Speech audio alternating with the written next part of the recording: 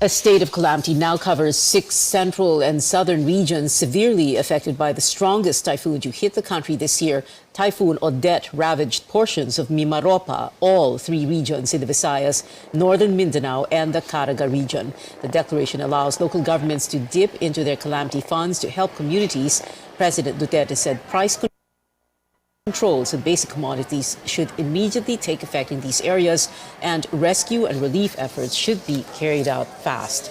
Disaster management officials report 177 people are dead, 275 injured, and 37 others still missing. Typhoon victims number over 1.38 million, including more than 417,000 staying in evacuation centers. The priority for typhoon victims is recovery and survival in the next days, weeks, and possibly months, homeless or without livelihood. For many of them, that also means spending Christmas in evacuation centers. In the town of Lobok in Bohol, people need potable water. Chrissy Di Matulak joins us live from Lobok. Chrissy, tell us about the situation there.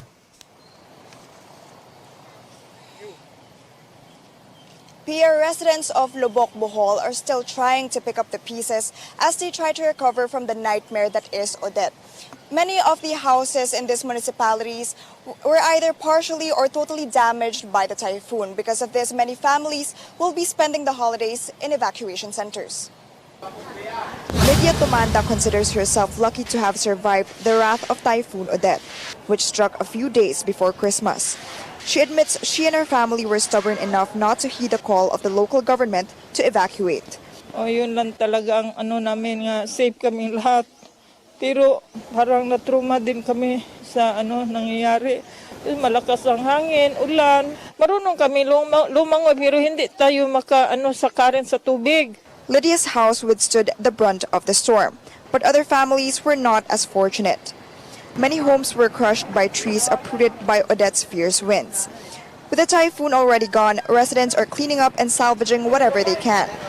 Many are still in evacuation centers, where COVID-19 protocols are not the priority at the moment.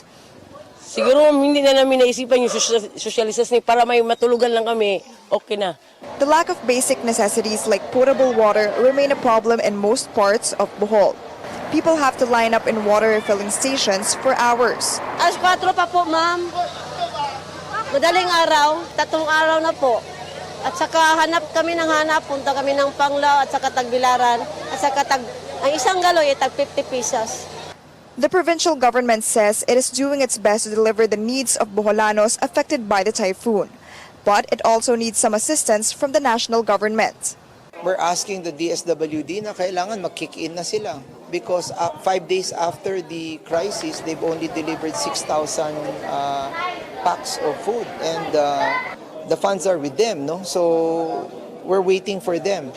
Bohol is also calling for help from other local governments in Luzon that were spared from the storm. Lobok residents say Typhoon Odette may have destroyed their homes, but not their spirit. They say this Christmas will still be merry as long as they have each other. Back to you, Pia. Chrissy Di Matulak there reporting from Lobok in Bohol. Now, help is coming for typhoon survivors by way of a 10 billion peso aid. But while the government said it has identified where the money may come from, as promised by the president, it could not say when the funds could be released. Wala pa kung ganong commitment na madidistribute by Friday kasi tinitingnan pa nga yung total damage. So hindi pa natin alam kung paano i-distribute siya at kung magkano ang distribution per region and local government unit kung kinakailangan. The budget department says 2 billion pesos will come from the calamity fund that has been largely spent for COVID-19 response, another 2 billion from the president's contingent fund, and the remaining 6 billion from next year's budget. Senate Finance Committee Chairman Sani Angara expects the president to sign the proposed 5 trillion peso budget for 2022 on Monday. Angara says Odette is an impetus to fast-tracking the signing. The president said last week public coffers have already been depleted because of the pandemic. More countries sending aid for areas hardest hit by Typhoon Odette. The Chinese government is donating additional cash assistance worth nearly 50 million pesos. It earlier pledged 20,000 food packs and millions of kilos of rice. The last batch of rice has been turned over to the Philippine government. The United States, through the U.S. Agency for International Development, is committing 10 billion pesos more to relief efforts. It is partnering with various groups to distribute food and hygiene supplies in Surigao del Norte and Dinagat Islands. The U.S. earlier gave shelter assistance and food packs. South Korea will provide around 100 million pesos of humanitarian assistance, as well as more than 2 million pesos worth of in-kind donations. The Korean ambassador to the Philippines earlier met with Foreign Affairs Secretary Teddy Boy Locsin to discuss aid and convey sympathies. Singapore also pitching in. It will contribute about 3 million pesos as seed money to the Singapore Red Cross for recovery efforts here and in Malaysia, which experienced widespread flooding.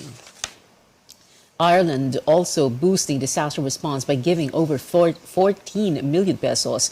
It's working with the World Food Programme and the United Nations to hand out essential goods to victims. Hungary, meanwhile, will provide around 3 million pesos, coursing donations through non-profit organization Caritas Manila. The Trade Department says a price freeze is in effect in calamity areas, but as Lois Calderon tells us, gasoline and potable water sell by as much as 5 times the original price. Bottled drinking water at 120 pesos per liter. That's 5 times more than the 25 pesos per liter tag price before Killer Typhoon Odette struck most parts of Visayas and Mindanao. These were the Facebook posts of Cebu residents and their families calling for aid.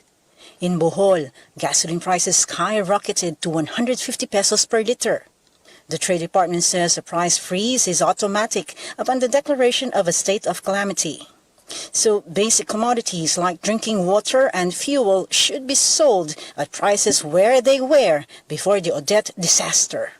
Prices are frozen on prevailing prices. We already have the prevailing prices. It's already out, used by our monitors in the disaster-stricken areas or areas declared under a state of calamity. A price freeze order is one thing, but policing violators is another. As retailers in Odette-hit cities like Cebu and Bohol struggle to replenish supplies to sell to long lines of people needing food and water, prices inevitably rise as businesses cannot sell at a loss. Cargo and freight costs have spiraled because roads are blocked and airports like in Siargao Island are destroyed. My members in Visayas region are all hit, okay? They don't have supplies. Mahirap i-control ang prices because ang problema distribution, okay? Islands to eh. So distribution is the problem. It's not the price because people want to make a lot of money, but the cost of transferring. I had a friend who spent 33,000 pesos for his family lang just to transfer air cargo, water. Imagine water. In Manila, where there's no price freeze, the Philippine Amalgamated Supermarket Association says some goods saw price hikes. Disinfectant, toothpaste, chicken, pancit canton, and pasta. May mga nagtaas ng 7%, may nagtaas ng 12%, meron, no? Sabay-sabay lahat eh. Relief operations, Christmas gift giving, a little campaigning on the side by the LGUs. Amid relief efforts in the aftermath of Typhoon Odette, basic goods like drinking water and canned meat are highly in demand. The Supermarket Association appeals to members to keep prices of these relief goods at bay and help ease the pain of our kababayans in Visayas and Mindanao who are left without food and shelter, especially during Christmas. Lois Calderon, CNN Philippines. Coming up on Newsnight, in preparation for the largely mutated Omicron variant, fully vaccinated adults now have a shorter waiting time to get their booster shots. And which hopefuls lead Pulse Asia's recent voter preference survey? Find out after the break.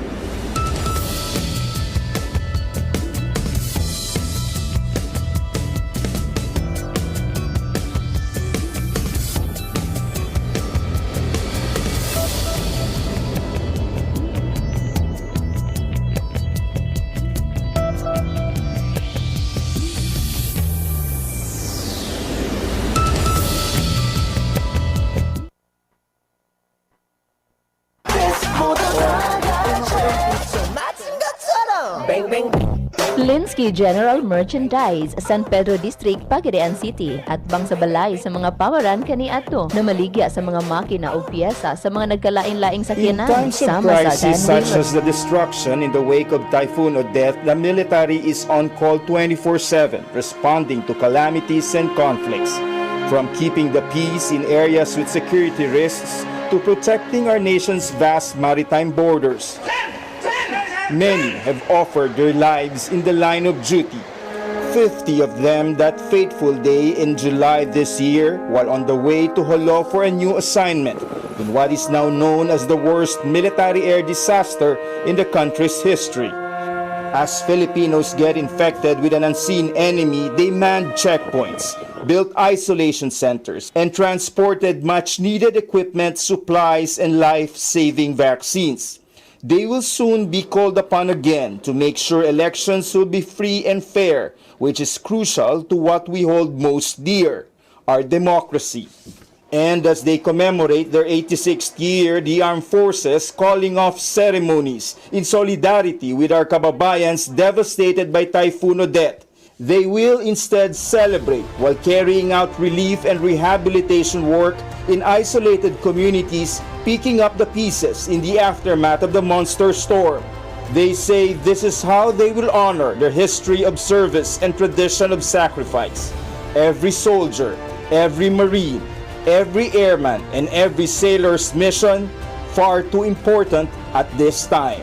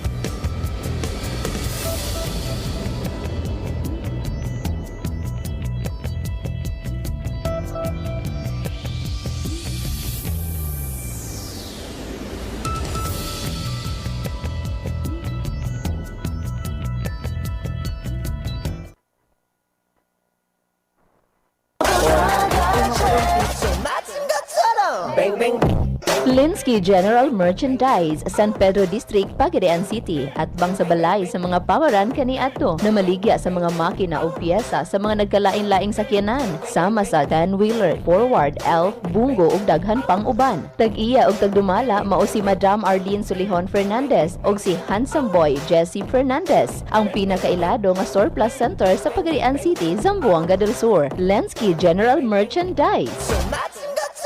Bang, bang. Libre ko San Miguel Beer, basta akin ang Tansan. Tansan? Sa San Miguel Oktoberfest Instant GCash Panalo Promo, uulan ng up to 100 million pesos in GCash prizes. Buy any San Miguel Beer, hanapin ang code sa crown. Kung meron, panalo ka! Iscan ang QR code sa mga posters at Facebook. I-type ang code and win! Sali na! Available in areas where allowed. See posters for full details. Promo runs from September 1 to December 31, 2021. Per DOH FDA CFR permit number 0424 series of 2021. Drink responsibly. Tandaan, laging i-check ang ilalim ng Tansan kung may winning code. Drink responsibly. RPN DXKP Pagadian.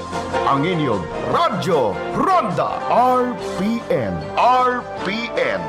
Radio Philippines Network. Radio Philippines Network. Live to the world. Pinaagi sa FB page. Karon, mag-download na. Pinaagi sa Google Play o Apple Store, YouTube o Twitter. Alang sa mas ipakuskan ng mga balita, komentaryo, kasayuran o kalingawan. Ang mas ipakuskan ng inyong Radyo Ronda. Member, kapisanan ng mga broadcaster ng Pilipinas.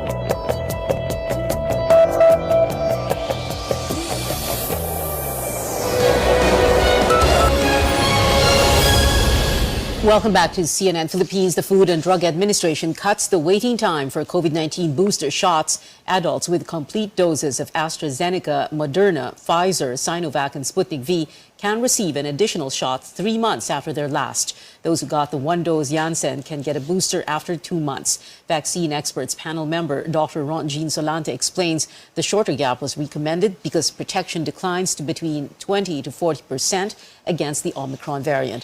Recent studies show antibody levels rise to around 70 to 80% when a third shot, especially if an mRNA vaccine is given. Solante adds the best time to give a booster is on the third month, when it can still produce enough antibodies against Omicron. So for you to maintain that protection, you need a third dose at this point in time, early, no? Kasi you need to maintain a higher antibody level against a heavily mutated variant. Hindi kagaya ng US ngayon, no? At saka UK, kasi marami ng kaso, ngayon pa lang sila mag-booster ng third dose nila ng 3 months, no? So at least tayo, 3 pa lang ang kaso. So pinaghandaan na natin. Vaccine experts are still unsure if a second booster shot is needed after 6 months. Vaccine czar Carlito Galvez, meanwhile, says supply is enough for the unvaccinated and those getting more doses. More people traveling again after nearly 2 years of navigating through this pandemic. In one major bus terminal, it is busier than ever as the number of commuters exceed pre-pandemic levels. Our CNR Arcangel has more on what travelers may face before going home for Christmas. Chris Ann Lozada took a chance and was able to get a bus ticket for Quezon even without a reservation. Lozada is traveling with relatives. She says booking a trip in advance seemed impractical because of an advisory from the bus company. Yes, we are lucky kasi dun sa pila namin kanina, may mga family na naubusan na and January pa makakakuha ulit. Kaya feeling blessed din kami na makakauwi kami. But Lozada's case is not common in the rush to the provinces for Christmas. According to the management of the Parañaque Integrated Terminal Exchange, most bus trips for Calabarzon and Bicol were fully booked until Christmas Eve a few weeks ago. The volume of passengers at the terminal has also surpassed pre-pandemic levels, numbering as much as 105,000 on Monday. The numbers are higher than pre-pandemic numbers, ma'am, no? Kasi same time 2019, ang highest namin was not even around 90,000. We expect this to continue, but we're busy in preparing, no? Kasi we think alataas pa ito, lalo na bukas hanggang sa 24. The terminal management has deployed roving personnel to remind people to observe minimum public health protocols. Physical distancing is carried out for seats in waiting areas. There's a booth offering antigen test for travelers in case their destination requires it. Seaman Roel Maglipon is hoping to get a bus ticket for Albay to be home for Christmas. Sa palaran lang, ma'am, kung meron, kung wala naman, okay lang. Napaka-importante kasi nag-abroad po ako. While some travelers want to take chances, the terminal management advises people to first contact bus companies before heading to the PITX. CN Arcangel, CNN Philippines. Last-minute shoppers flocking to Divisoria, Manila 3 days before Christmas, but as Tristan Odado tells us, sales are still far from hitting targets amid the pandemic. From Zambales, Thelma Ferrer traveled to Divisoria for a quick Christmas shopping. She says she wants to find the best deals on toys for her grandchildren. Ayos lang, maganda naman ang kasi medyo maluwag na. Mura kasi rito mga pilihin kaya dinadayo talaga.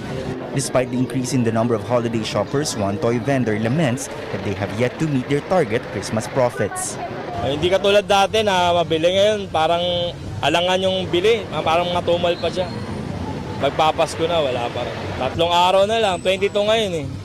Vendors say that they did not increase their prices amid the Christmas rush, but sellers of face masks say their items remain in demand during the season. Yung iba po, ginagawa pong pangregalo na iba po binebenta. Kaya mas marami po sila talagang binibili. Tsaka mas makakamura po sila pag marami pong binibili. Traffic in Divisoria remains manageable according to enforcers, while barangay officials roam the streets to remind the public to follow minimum health protocols amid the holiday rush. Tristan Odalo, CNN Philippines.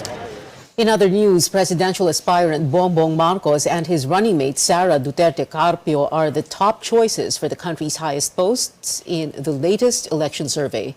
The Pulse Asia survey conducted early this month shows more than half of the respondents want Marcos to become president in 2022. Second on the list, Vice President Leni Robredo with 20% of respondents backing her bid. She climbed to second place after ranking fifth in Pulse Asia's survey last September. Meanwhile, 23% of respondents in the December poll say they would vote for Manila Mayor Isko Moreno if their initial choice backs out of the presidential race. Moreno topped other aspirants for second choice voting. Over to the vice presidency, Mayor Duterte leads other aspirants with 45% of respondents supporting her. Senate President Tito Soto is next with 31%. Soto is also the top alternative choice for the post. Pulse Asia conducted the survey through face-to-face interviews with 2,400 Filipino adults with a 2% error margin for the nationwide poll. Still ahead on Newsnight, when will the next Miss World be crowned? The highly anticipated pageant already has a new date for next year. Find out when we return.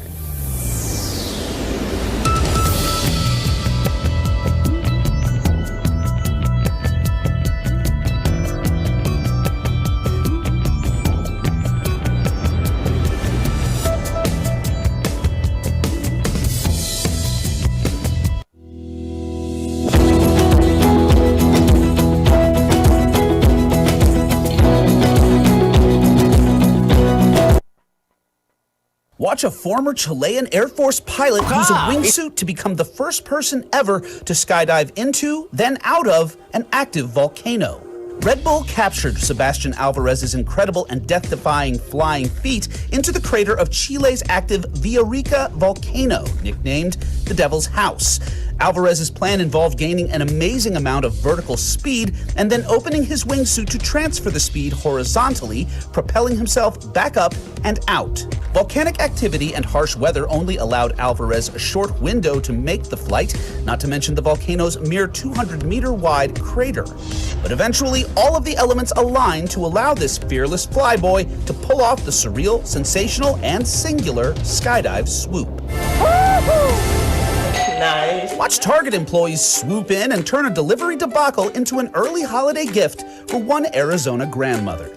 Deborah Lewis says she tried to return 6 Nintendo Switch consoles that were delivered to her by mistake, but with no luck. When the company found out, they sent 2 employees with another surprise for this grandmother of 8. On behalf of Target and your local Target store right down the street, we are going to gift these to you to give to your grandchildren. Lewis was delighted and moved by the old Switch switcheroo and says she will no doubt gift the game consoles to her grateful grandkids. My heart feels so warm. For Take a Look at This, I'm Jeremy Roth. Sam Buttrey, congratulations. Sam Buttrey won Jeopardy's first ever tournament for college professors, and his celebrity lookalike wants in on the action.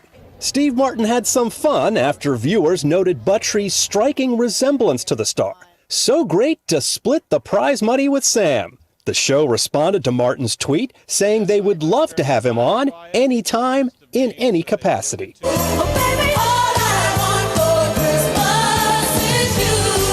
Mariah Carey's All I Want for Christmas Is You is the gift that keeps on giving. The 1994 holiday classic just made history as the first tune to hit #1 on the Billboard Hot 100 Songs chart 3 separate times. It's topped the chart in 2019, 2020, and now 2021. I admire your courage, but in a pick a fight, you can't win before long. The Yellowstone prequel, 1883, had a massive debut. The Paramount Network Western series starring Sam Elliott and Tim McGraw corralled nearly 5 million viewers, making it the most watched premiere on cable TV in more than 6 years. In Hollywood, I'm Douglas Hyde.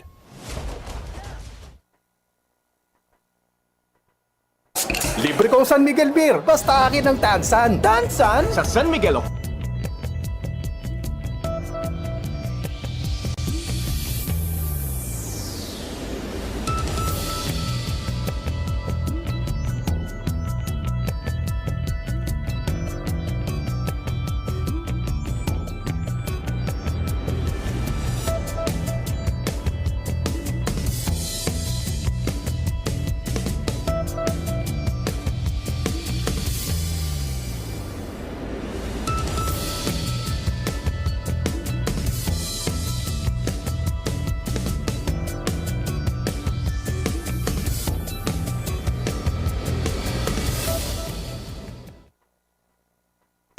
Go San Miguel Beer, basta akin ng Tansan. Tansan? Sa San Miguel Oktoberfest Instant GCash Panalo Promo, uulan ng up to 100 million pesos in GCash prizes. Buy any San Miguel Beer, hanapin ang code sa crown. Kung meron, panalo ka! Iscan ang QR code sa mga posters at Facebook. I-type ang code and win! Sali na!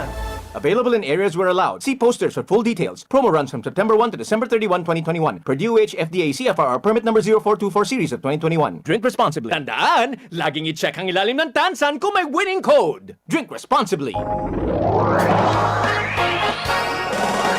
RPN DXKP Pagadian. Ang inyong Radyo Ronda RPN. RPN. Radio Philippines Network. Radio Philippines Network. Live to the world. Pinaagi sa FB page. Karon, mag-download na. Pinaagi sa Google Play o Apple Store, YouTube o Twitter. Alang sa mas kipakuskan ng mga balita, komentaryo, kasayuran o kalingawan. Ang mas kipakuskan ng inyong Radyo Ronda. Member, kapisanan ng mga broadcaster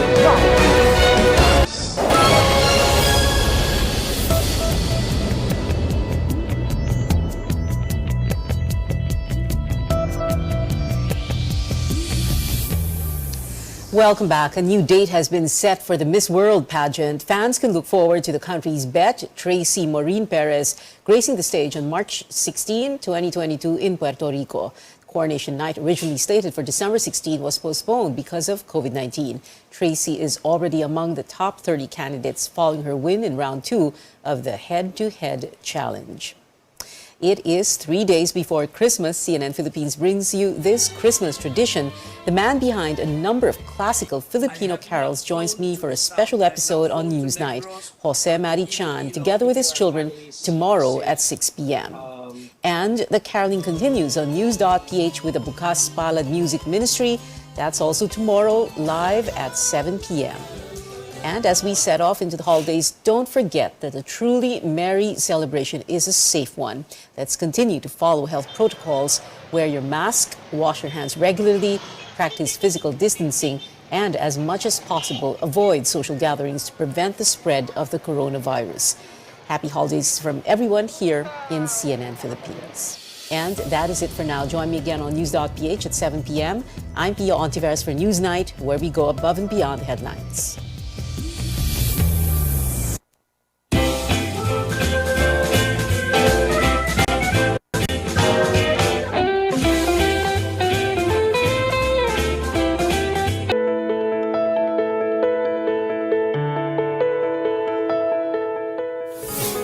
With the further easing of pandemic restrictions, the government has been rolling out its COVID-19 vaccination program for minors who are 12 to 17 years old. It's part of a bigger plan to safely reopen schools that have been kept shut since the start of the pandemic. Now, the target is to inoculate 80% of the younger population by the end of the year. Can we do it? And what do we know so far about this initiative? We'll find out more here on Med Talk Health Talk, only on CNN Philippines. We're here to build a healthier future for you.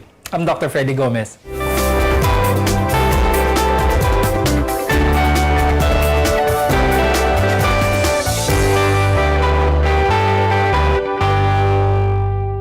The move to vaccinate minors is a result of plans to gradually reopen schools for limited face-to-face classes. Now, to help us with today's discussion, let's welcome Dr. Ronjin Sulante, who's the head of the Infectious Diseases and Tropical Medicine Department of the San Lazaro Hospital and Medical Center and member of the Vaccine Expert Panel.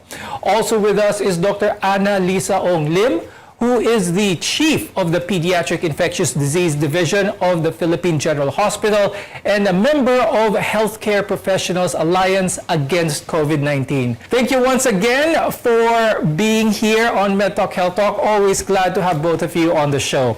Now, let me start with this question. I'll ask Dr. Jean, what have been the results so far of studies out there that are making way for the vaccination of the younger population dito sa Pilipinas? These are the two vaccines that are being currently used for the rollout in children, 12 to 17. Moderna and Pfizer. And both of these have very high efficacy. And I think that paved the way for the approval. They were given an EUA in other countries, and that also paved the way for Philippine FDA EUA that we can use this for this age group of 12 to 17 years old. Now, Dr. Jean, bakit 12 to 17 lang ang age limit?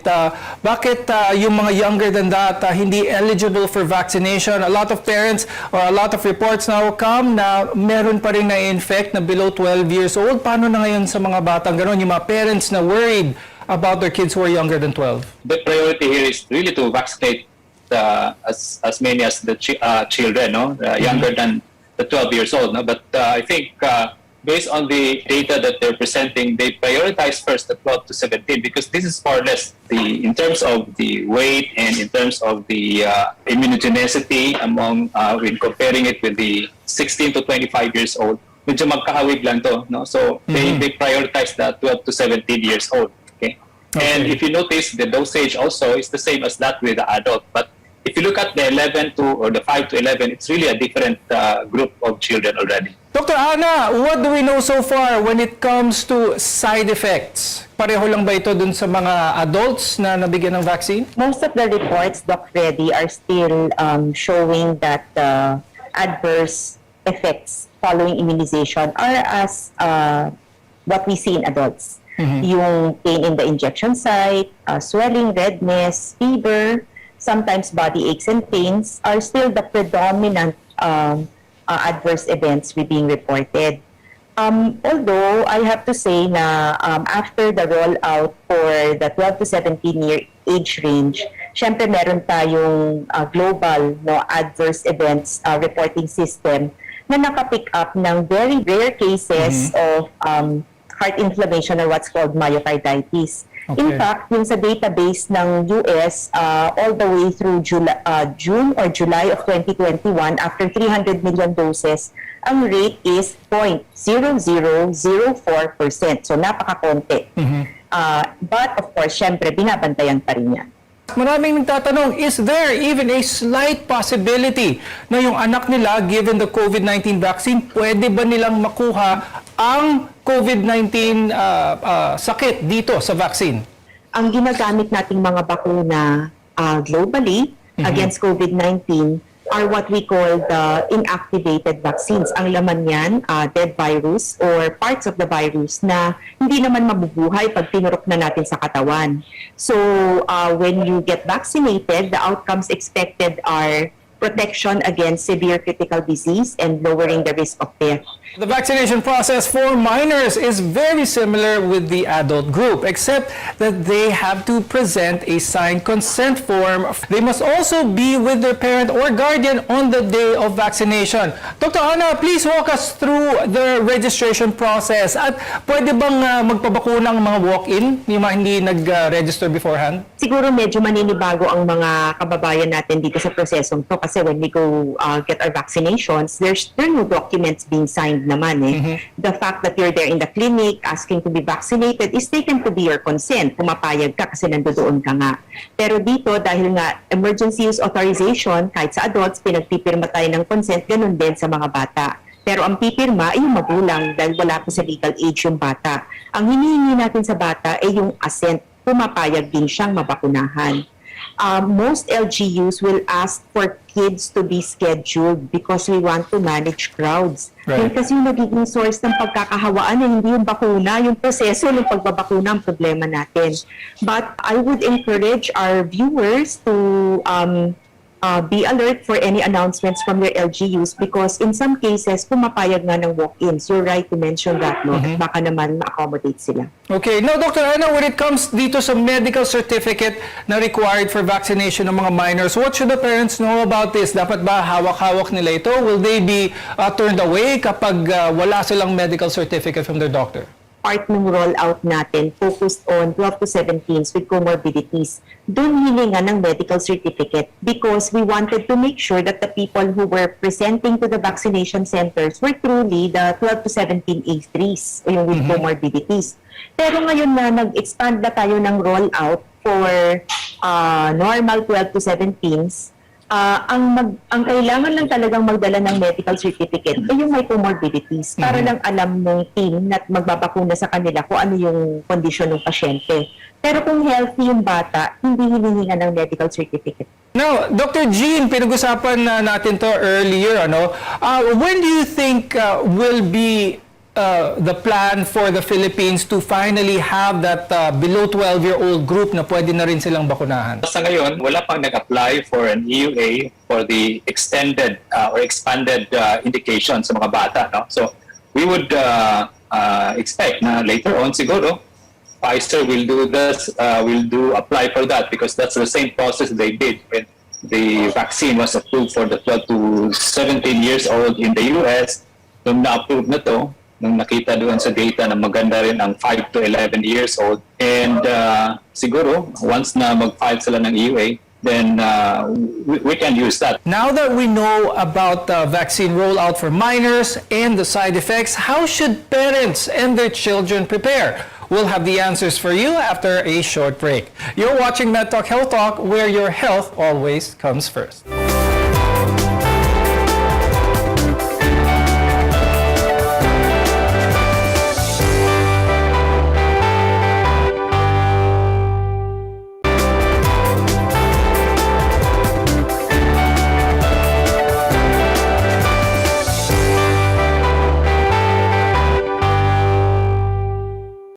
I'm Dr. Freddy Gomez, and you're watching MedTalk Health Talk on CNN Philippines. We're together in health. Adults make up the large majority of COVID-19 cases, but this doesn't mean that children aren't vulnerable. A vaccine will lower their chances of serious complications. In addition to that, if many of them get vaccinated, the chance of us reaching herd immunity goes up. Let's go through some of the more important aspects of pediatric vaccination.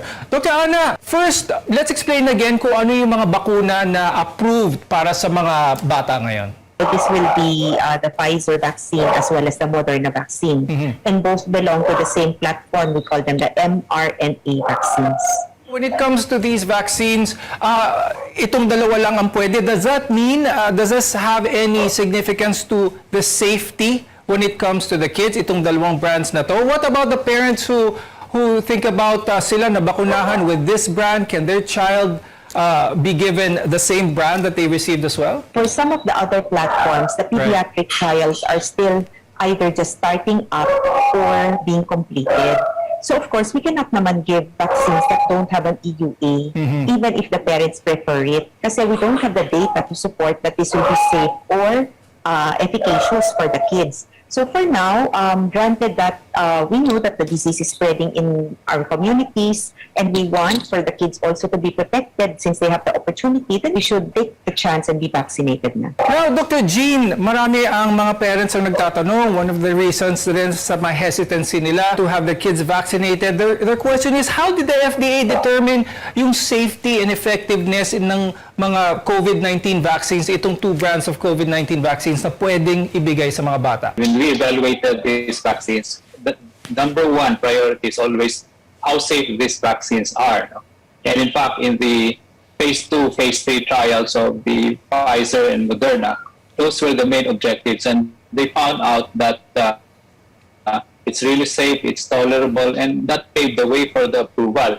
You may have adverse reaction, but the adverse reaction still are very low, and most of them are the ones that you see also in adults. But in terms of the more severe, serious adverse reactions, especially for the mRNA, which is myocarditis, it's really rare at this point in time. So we must, I think, emphasize that these vaccines are really safe before it was approved, and because of that, most countries now are also giving vaccines with this age group. For the parents' peace of mind, are there any windows? Pwede bang ma-overdose ang isang bata when it comes to these vaccines or any safety requirements such as that?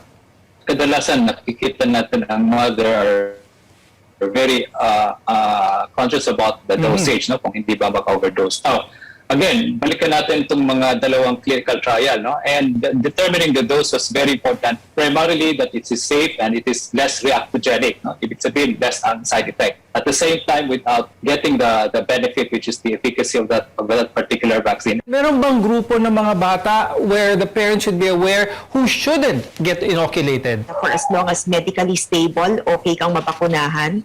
Ganon din sa mga bata. Even for those with comorbidities or immunocompromising conditions, we actually encourage vaccination.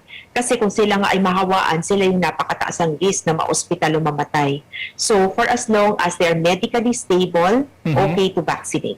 Dr. Ana, let's talk about the safety ng mga children in getting the COVID vaccine as well as their vaccines, yung mga usual vaccines sila for preventable diseases. Alin ang dapat mauna? What's the time frame in between that parents should be aware about? We actually have data from abroad that simultaneous or co-administration of vaccinations is allowed. However, our local practice has been very, very conservative and we continue to advocate for a 2-week interval between doses of COVID-19 vaccine and any other vaccine. And this is really just because we want to have less worries, less concerns about any interactions or adverse effects following vaccination and being able to track them well. Getting vaccinated and following health protocols will protect you from the virus. After a short break, we'll revisit these practices that work. This is MedTalk Health Talk on CNN Philippines.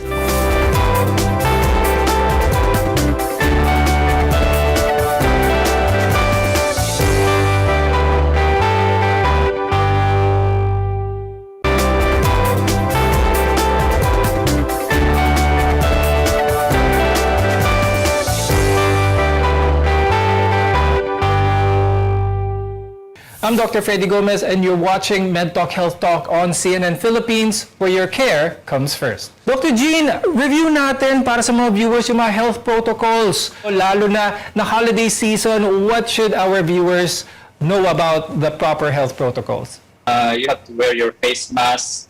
Paglabas mo sa bahay, talagang walang tanggalan ng face mask yan, especially when you are in the workplace.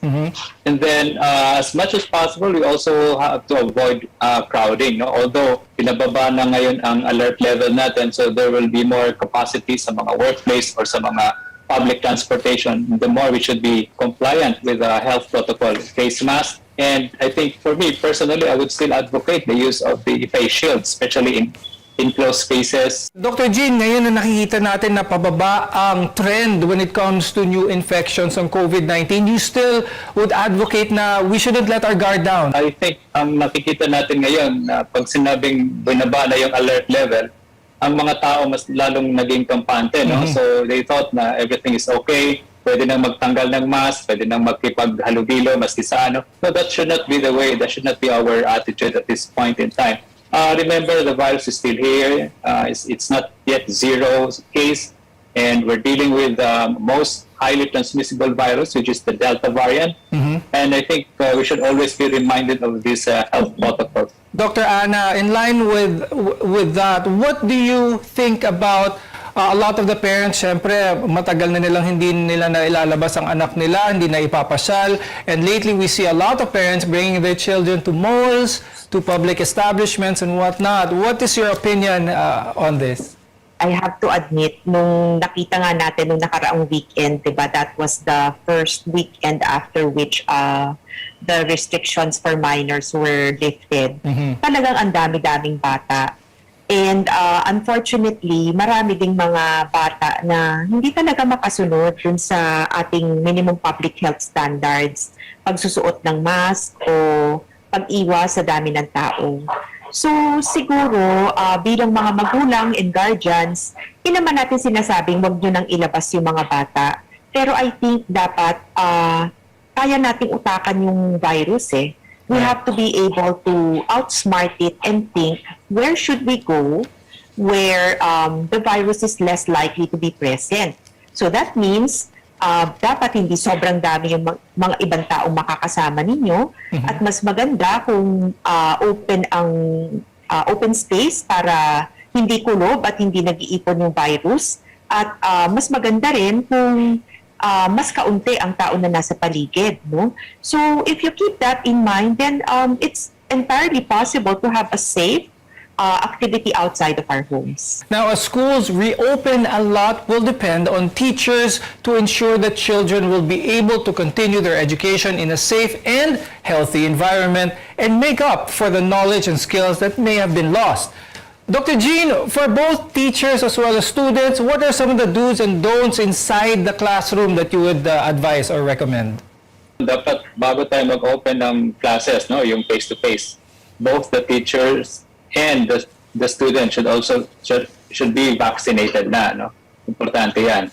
And then I think schools are now preparing also in terms of the ventilation, no, sa mga rooms, and that's very important also kasi alam naman natin na when you open up and then you tend to accommodate more of this in the classroom, there's a possibility that you cannot really prevent, no, yung longer interaction. So one is ventilation, and I think the school should have a very good protocol in terms of the health protocols, health measures, screening, and should also be in place once the schools will be open for the face-to-face. Ang Delta variant ang pinaka-predominant variant dito sa Pilipinas ngayon. But there are some variants of this as well that are being a cause for monitoring or even concern. What is the latest news? What should parents know about this? And could you explain to us also where these variants come from? Bakit sila dumadami? Are these coming from people who are vaccinated or those who are unvaccinated? It's a Delta variant that's really the most dominant here in the Philippines. And we know that variant usually exists because of constant and ongoing transmission in the community. There are people that are what we call immunocompromised that are also vulnerable, where most of this variant can really or readily mutate. So the bottom line here is if you are vaccinated, you stop the transmission, you have an antibody, then even if you get the infection, your risk of that variant mutating in a vaccinated will be really, really low compared to an unvaccinated individual. So the bottom line here is that we need everyone to be vaccinated to lessen the transmission and to lessen the risk of these mutations. Now, Dr. Ana, what advice can you give naman sa mga parents, and how can they prepare their children mentally as well as physically before going back to school? I'm sure maraming parents may be excited but hesitant as well. They have to think 2 or 3 steps ahead. Paano ba natin masisiguro na hindi mahahawaan yung bata? So tama, yung bakuna kung pwede na.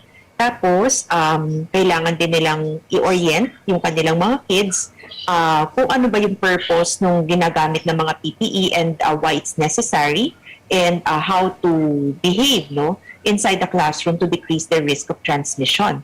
And then siguro, they may also want to coordinate with the school officials to find out ano po ba yung ating protocol or SOPs kung sakasakaling meron tayong ma-detect na positive case, anong gagawin sa mga bata. What do you think parents should do if their child is exposed nga to someone with COVID-19 in their school? Let's expect the worst case scenario so we're ready for it. So gusto natin na merong parang some kind of contact tracing system yung school community. Paano ba inire-report ng mga students kung meron silang positive case or may positive case at home? Tapos, paano pinapaalam sa mga close contacts or classmates ng bata? And then, of course, alam naman natin na pagka naging high-risk close contact ng isang individual, meaning hindi siya nakapasa dun sa apat dapat standards, di magpo-quarantine dapat yung batang yun. And that means 14 days out of the school setting, and also making sure that the home environment is set up to be able to handle a quarantine situation. And with that, thank you very much to infectious disease specialist Dr. Ronjin Solante and Dr. Ana Lisa Ong Lim. Always a pleasure to have you on the show. Maraming salamat sa inyo. We want to be your partner for a lifetime of good health. I'm Dr. Freddy Gomez, and this has been MedTalk Health Talk on CNN.